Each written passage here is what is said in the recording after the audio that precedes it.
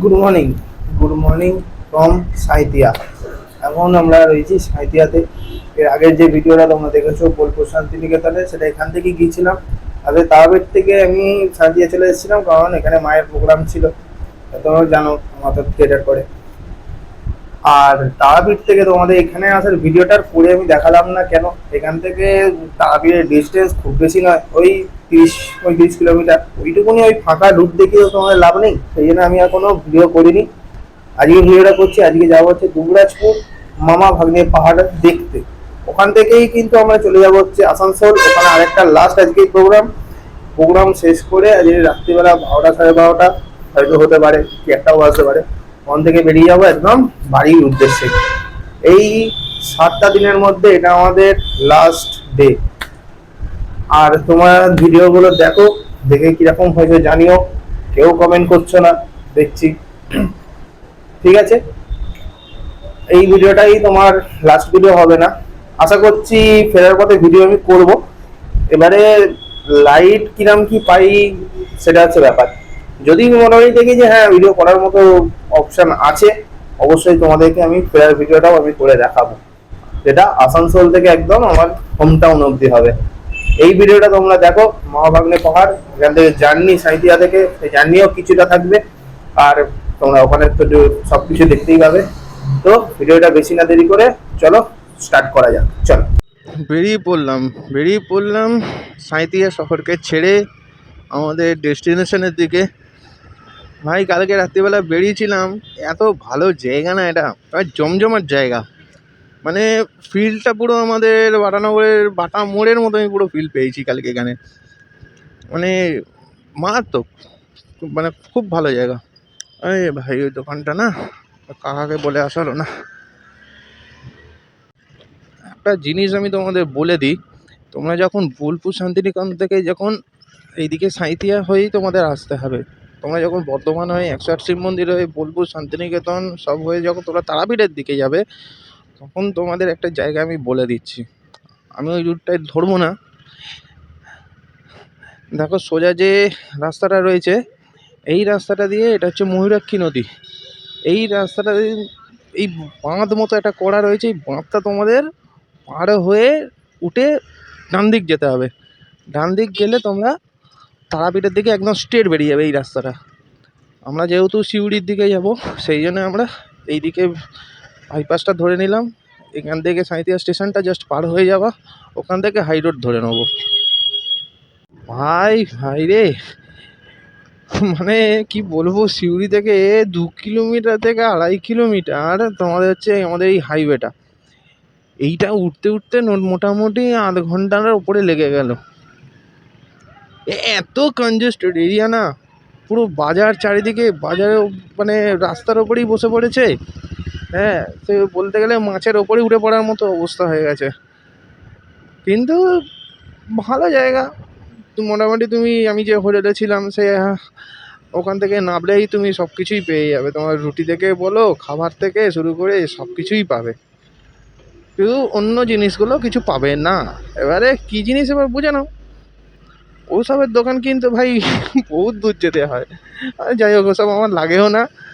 আর চলো, ঠিক আছে, 2 দিন মোটামুটি থাকলাম। এদিকে কাজগুলো হলো। শুধু একটাই প্রবলেম হয়ে গেল আমার টায়ারটা আমার এবারে তো আমি চেক করাইনি, আমার এমনি হয়ে এসেছিলো। প্রায় আমার এটা 20,000 কিলোমিটারের উপরে চলে গেছে।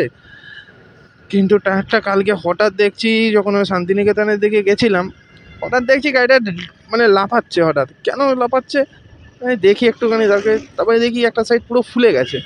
দিয়ে আবার দোকানে দেখালাম।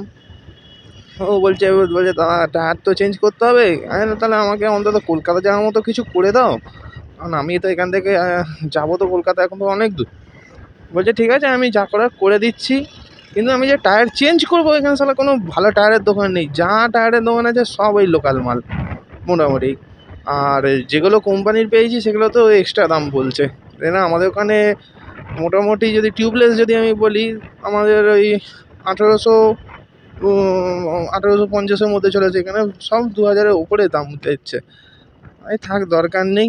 কলকাতায় কোনো রকমে ও বললো, যেহেতু লোকটা, যে কলকাতা চলে যাওয়া যাবে। এই চলো, তো চেষ্টা করে দেখি, এরপরে ভগবানের ওপরে ছেড়ে দিলাম সব কিছু।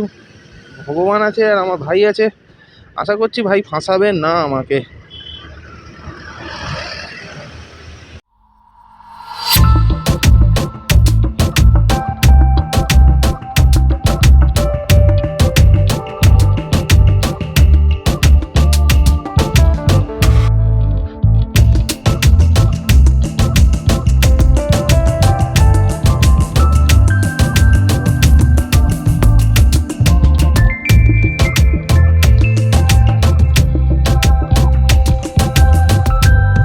আর মেমোরিতে জায়গা নেই। এই যে এটা হচ্ছে ছেলেদের, আমি এখান দিয়ে হেঁটে হেঁটে ওইখানে চলে গিয়েছিলাম, ওই মধ্যিখানে এত গরম। দেখো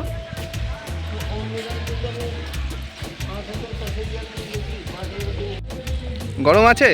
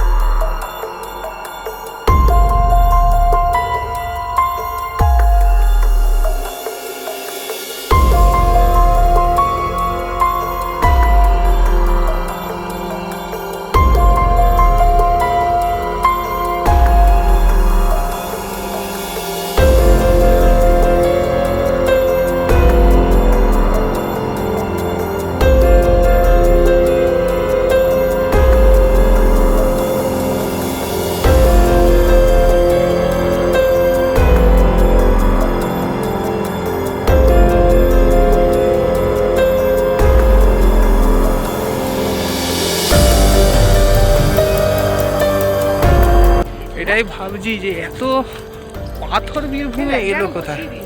এই তো পুরো এত পাথর দিয়ে এলো হচ্ছে ব্যাপার। এখন আমরা রয়েছি মামা ভাগ্নে পাহাড়ে ঘুরতে ঘুরতে, তোমাদের বললামই প্রথমে। দেখি মাইক লাগবে না এখানে, যা মানে কোনো শব্দই নেই, কিন্তু চেঁচালেও কোনো অসুবিধা নেই, আস্তে আস্তে বললেও ক্যামেরায় উঠে যাবে, মাইক লাগবে না। দেখাচ্ছি।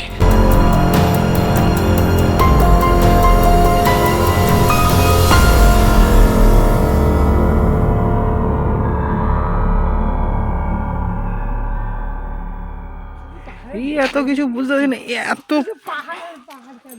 পাথর, পাহাড়ও ঠিক না, পাথরে শুধু ভর্তি। এত পাথর কে ফেলে দিয়ে গেল ভাই? ওইটাই তো বলছি, ওই সেই টপে কে ঝুলছে মালটা। হ্যাঁ বাদিকে বাদিকে ওইটাই। আমি এর উৎপত্তিটা গিয়ে বার করব, করে আমি সেটা তোমাদের ভয়েস ওভারে দেবো যে এই জায়গাটা তৈরির আসল কারণটা কি। আমি আর উঠলাম না, আমি তোমাদের দেখিয়ে দিচ্ছি।